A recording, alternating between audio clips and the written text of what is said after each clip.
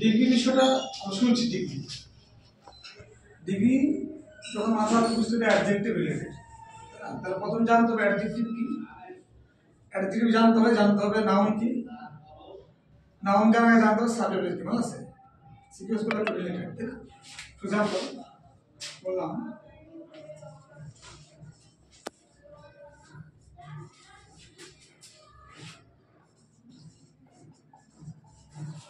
Shakib is the best boy, এখানে best হচ্ছে adjective, তাই না?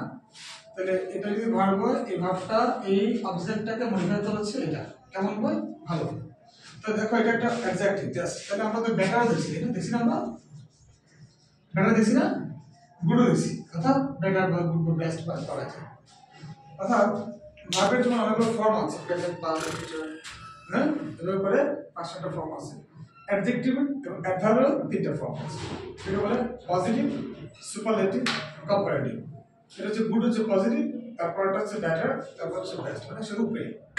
ওকে, এটার উপরে তোমাদের প্রশ্ন তোমাদের পরীক্ষা ডিগ্রি নাম দিয়ে ব্যাকেট লেখা থাকে, make it comparative, make it positive, make it superlative. ঠিক আছে, এটা আমি একটা এক্সাম্পল ক্লিয়ার করে দিলে আশা করি ক্লিয়ার হয়ে যাবে।